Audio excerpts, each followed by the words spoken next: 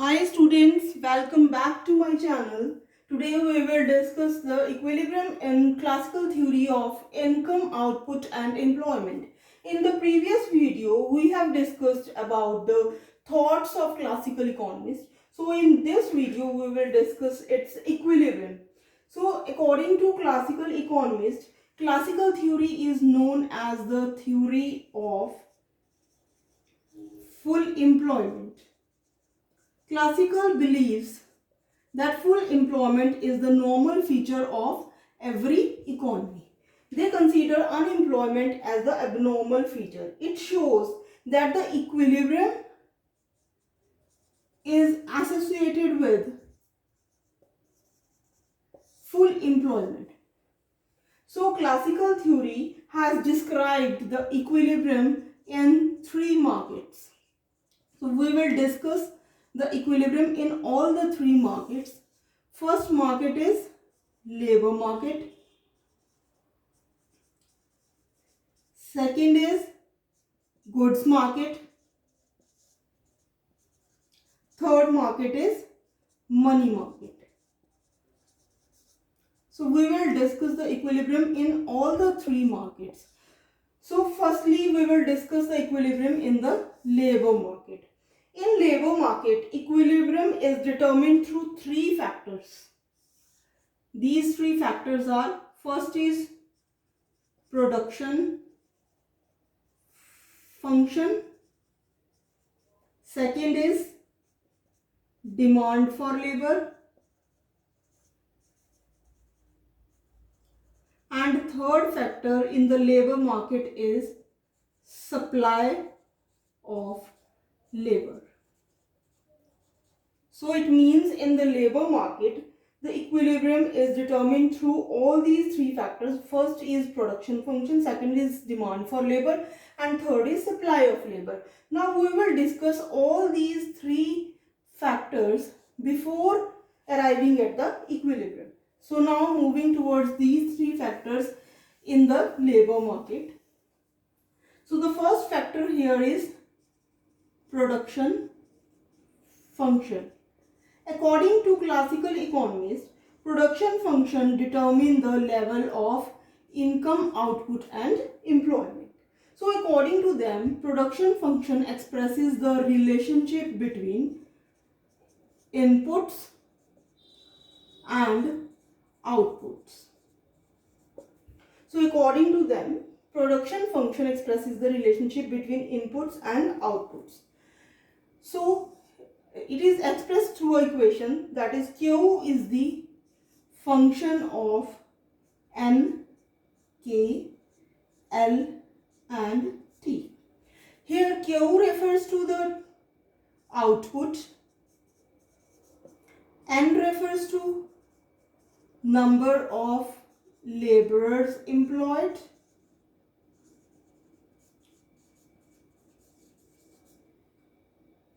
K refers to capital, L refers to land and T refers to technology.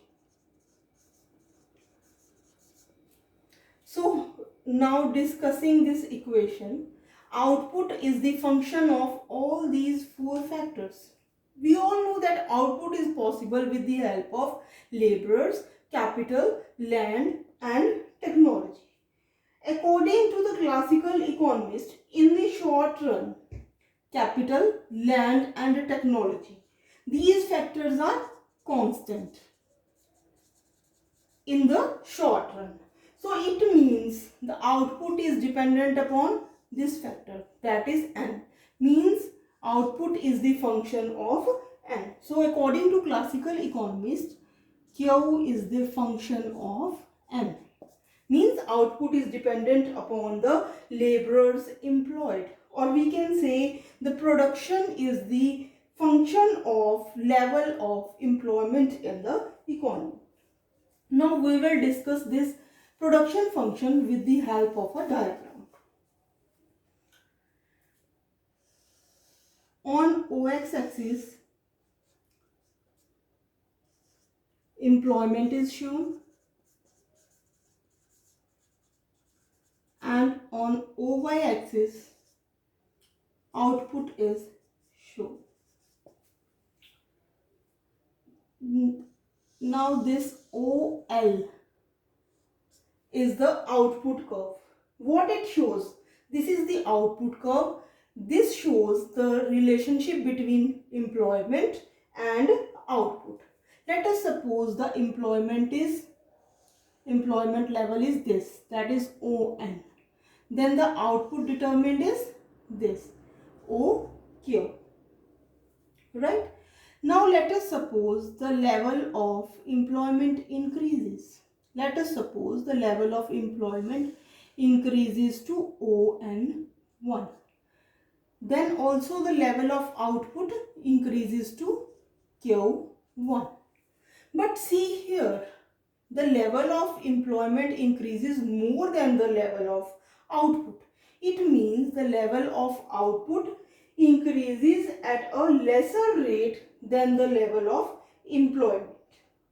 It means क्या है, जो output है, output is also increasing, but it is increasing at the diminishing rate. So this is the first function in the labor market, that is the production function. Now moving towards the second factor, that is demand for labor. Demand for labor. Now the question arises that why demand for labor is made? Labor is demanded. Why? Because labor has the capacity to produce the output. जो output है बेटा वो किसके through possible है? That is possible with the help of the laborers. So this is known as the productivity of labor. This is known as productivity of labor.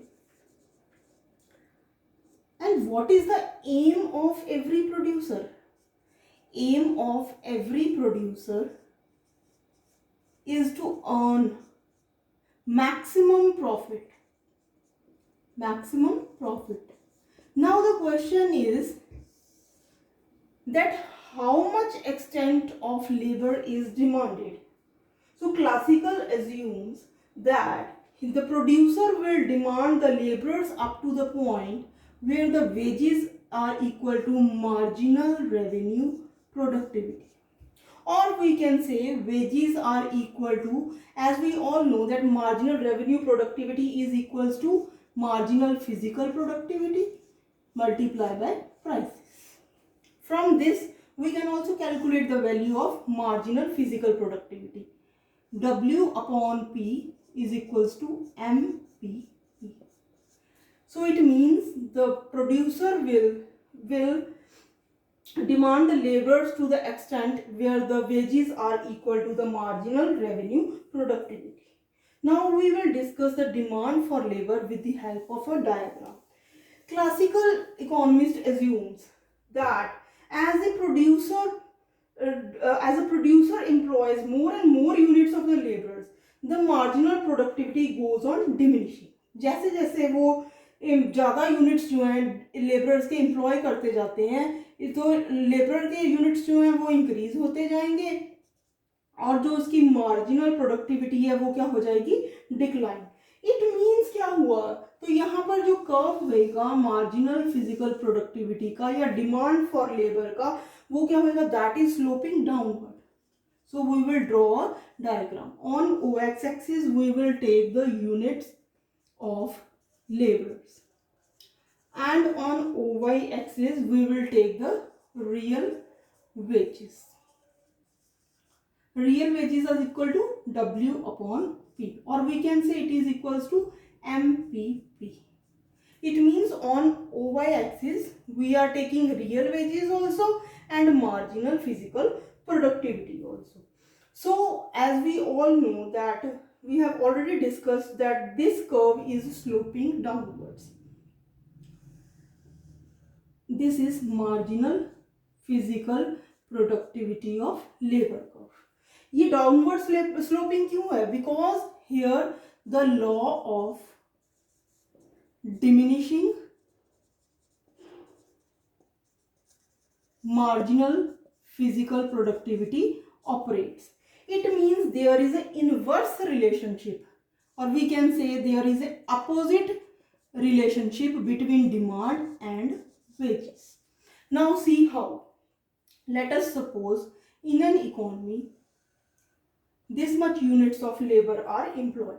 We can say, let us take this point as n. Let us suppose on units of laborers are employed and the wages here are OW. If the units of laborers will increase, let us suppose it increases to ON1, then the wages will come down to W1.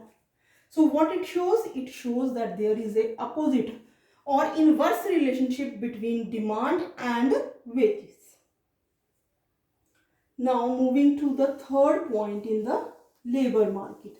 Third point here we will discuss is the supply of labor. Supply of labor. Before discussing its diagram, let us discuss that what is supply of the labor. Supply means the number of laborers who are willing to work at existing wage rate gets the work. जो लोग existing wage rate पर काम करना चाहते हैं और उनको काम मिल रहा है, वो उस क्वांटिटी को हम क्या बोलेंगे? Supply of labour. So supply of labour is directly related with wages. Demand का क्या था? इनवर्स रिलेशनशिप था, लेकिन सप्लाई का क्या है? डायरेक्ट रिलेशनशिप है. डायरेक्ट रिलेशनशिप मीन्स क्या है? अगर वेजेस इंक्रीज हो जाएंगी तो सप्लाई भी इंक्रीज हो जाएगी लेबर की, वेजेस कम हो जाएंगी तो सप्लाई भी कम हो जाएगी. इसके पीछे रीजन क्या है? ऑलवेज लेबर को अगर ज्यादा वेजेस मिल रही है, obviously he will do more work. So that is why the supply curve will slope upward. Now discuss it with the help of a diagram. On OX axis we will take employment. On OY axis similarly we will take real wages. Supply curve is always sloping upward. Here SS is the supply curve. What it shows? It shows that with the increase in wages, the supply of labor will also increase. Let us suppose initially the level of employment determined is ON. Now here the wages determined are OW. Let us suppose that level of employment increases to ON1. If level of employment increases to ON1, then the wages also increases to OW1. So what it shows? It shows that there is a positive relationship or direct relationship between the supply of labor and wages. Now we will come to the point of equilibrium. Equilibrium. Here we will draw the equilibrium in the labor market. इसमें जो अपन ने तीनों diagrams बनाए हैं, इसी को club कर देंगे. कैसे?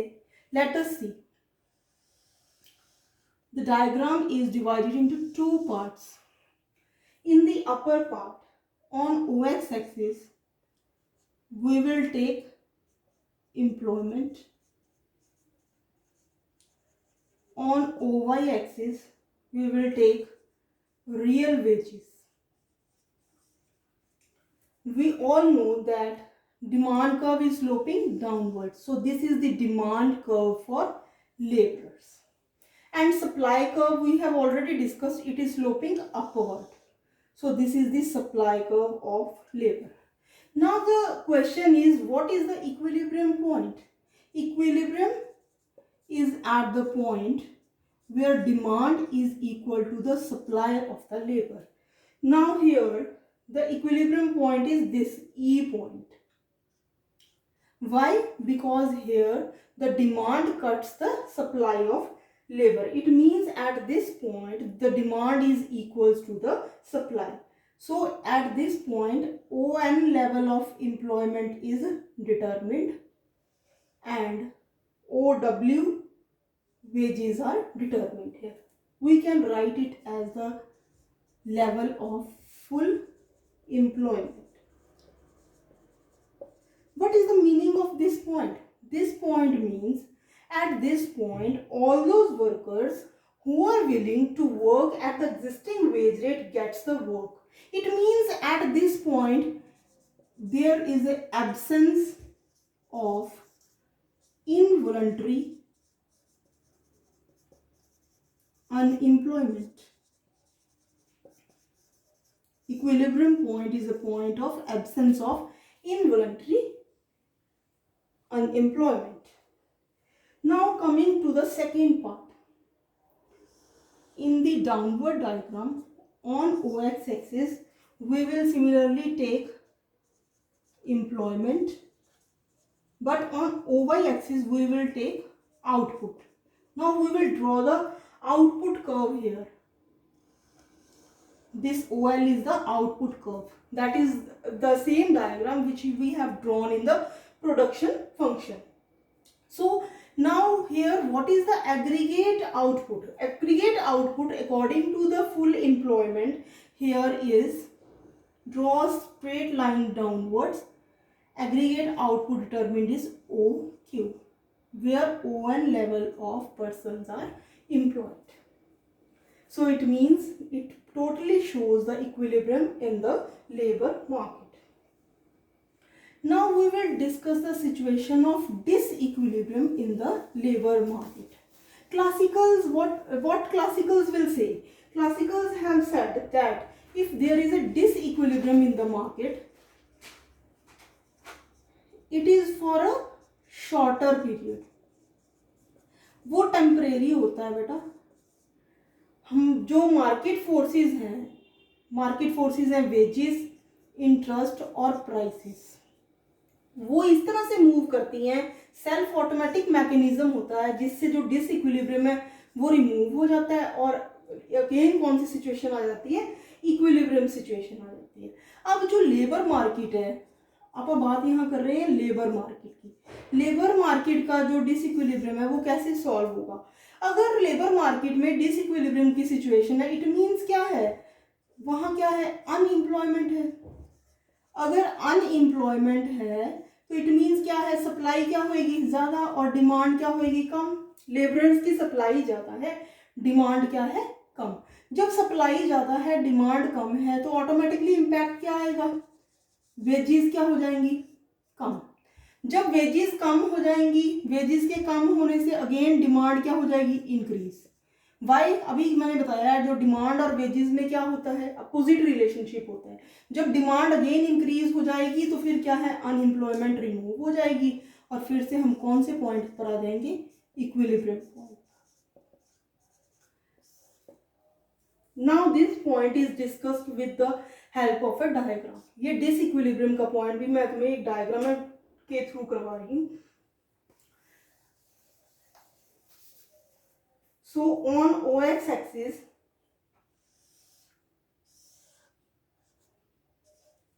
we will take employment and on OY axis similarly we will take real wages. On OY axis we all know that demand for a labor is sloping downward.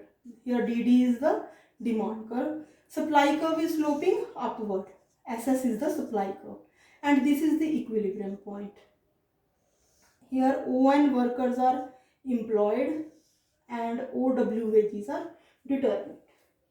Now what will happen if there is an increase in wages? Let us suppose the wages increases to W1. At this point what will happen? At this point the demand is less.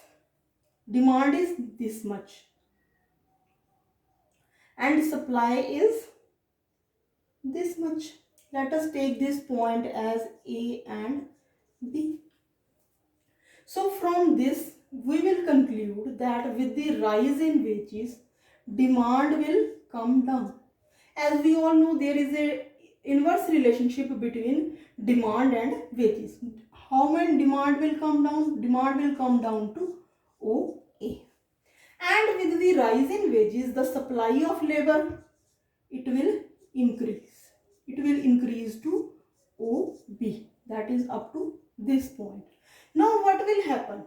Here demand is less and supply is more. When demand is less and supply is more, what will happen? When supply is more, then wage rate will fall down. With the fall in wages, again the equilibrium point same is restored. That is E point. So this is the disequilibrium situation in the labor market. Now we will move to the next market, that is goods market. Goods market. Equilibrium in the goods market is determined through similarly aggregate demand as well as aggregate supply. What classicals believe? Classicals believe that demand, that is aggregate demand, is always equal to the aggregate supply. It is because of the fact that whatever is saved is invested. That is, savings are always equal to the investment. So it means at the equilibrium level is this point where the savings are equal to the investment. So according to classical economists, what is the relationship of savings and investment with the rate of interest? Savings are directly, or we can say positively related. क्यों है positively related to rate of interest? It means क्या है? Rate of interest increase होगा, savings भी increase होंगी. Rate of interest decrease होगा, savings भी decrease होंगी. सेकेंड पॉइंट क्या होता है इसका? इन्वेस्टमेंट का. इन्वेस्टमेंट और रेट ऑफ इंटरेस्ट में कौन सा रिलेशनशिप है? There is a inverse relationship. Inverse relationship इसका क्या है? रेट ऑफ इंटरेस्ट इंक्रीज होगा तो इन्वेस्टमेंट डिक्रीज होगी. अगर रेट ऑफ इंटरेस्ट डिक्रीज होगा तो investment increase. It means savings and investment को गुड्स मार्केट में कौन इक्वलाइज कर रहा है? Rate of interest. So we will discuss its equilibrium with the help of a diagram. Now on OX axis we will take savings and investment, and on OY axis we will take rate of interest. Now I have already stated that investment and rate of interest has inverse relationship. It means investment curve will slope downward and there is a positive relationship between rate of interest and savings. So it is sloping upward. So here SS is the saving curve and II is the investment curve. Now the equilibrium point is this E, where savings are equal to the investment, and savings equal to investment at this point, that is savings is equal to investment, and rate of interest determined here is OR. This is the equilibrium in the goods market. Similarly, if there is any disequilibrium in the goods market, it is mechanized through the rate of interest. Again, rate of interest will equalize its disequilibrium situation. Third equilibrium we will discuss is the equilibrium in the money markets. Classical views that money market is given by the quantity theory of money. Quantity theory of money. Quantity theory of money भी क्या कहती है? That always aggregate demand is equals to the aggregate supply. So equilibrium position according to quantity theory क्या है? MV is equals to PT. Here M refers to supply of money. V refers to velocity of circulation of money.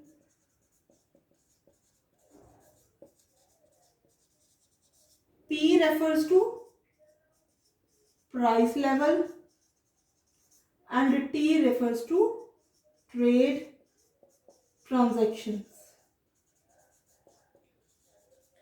Classical further states that in the short run, V and T are constant. V and T are constant. It means changes in price level are proportional, or we can say they are equally related to the quantity of money, or we can say supply of money. If V and T is held to be constant, then M is equals to P, or we can say that price level is the function of quantity of money. So money market is in equilibrium where MV is equals to PT. These are the equilibriums in all the three markets, that is labor market, goods market and money market.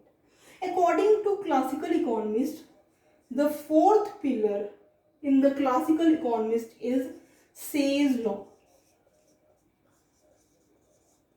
of market. We have already discussed in previous full-fledged 2 videos that what is Say's law of market. I am summarizing here that according to Say's law, supply creates its own demand. It means aggregate supply is always equals to aggregate demand. It means whatever is produced is consumed automatically. It means production is always equal to consumption, and there is no overproduction in the economy and no unemployment in the economy. Thank you.